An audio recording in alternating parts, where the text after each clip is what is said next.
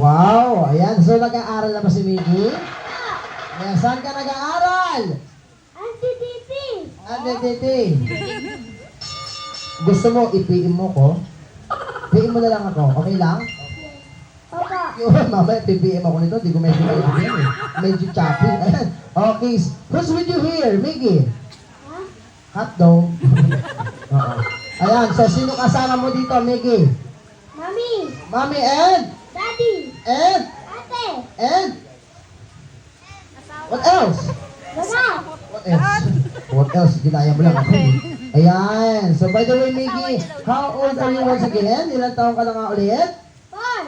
4. Ayan, nag-aaral ka na ba? Papa. Napasok? Papa. Nalabas? Papa. Buti naman. Kung magpapasok, natural, lalabas. Ano? Ayan. So, syempre, anong grade mo na? Anong grade mo na?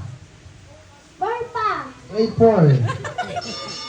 Oh, wait tayo natin. Kung ang bata ay grade 4, siguro nung siya ay 10 months siya ay prep, 11 months siya ay kinder, 12 months siya ay nag-daycare, 1-year-old grade 1, 2 years old grade 2, 3 years old grade 3, 4 years old grade 4. Tama po ang kwenta. Balaksakan po natin siya. Grade 4 nga si Miggy. Ayan. Okay, Miggy. Ano bang gusto mo balang araw? What do you want to be when you grow up? Someday, ano bang gusto mo balang araw? Maging isang? Kita pulis. Yes, palakpakan natin si Miggy. Oh, di ba? Oh, siyempre, i-support natin ang pangarap ng bawat batang narito. Ayan. So, ano bang ginagawa ng isang pulis? Uli. Nanguhuli lang. Like? Life. Like ano? Isla. Isda? Hindi. Oh, ang pulis ay to capture the bad guy. Ayan. Oh, ang pulis ay nanguhuli ng Sama. masamang ano? Masamang? Muka. Buti na lang, hindi ako nag-makeup. Kung nag-makeup ako, sigurado huhuliin ako nito. Oo.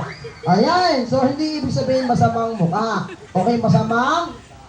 Masama tao. Ano pa bukod sa masamang tao? Ang nanguhuli ng? Bakla. Sino bang bakla dyan? O, charot lang. O, palagpakan natin si Miggy. Ang galing-galing naman niya mag-interview. Ang galing-galing. Ayan, okay Miggy, go back to your seat. Balik ka na sa upuan mo.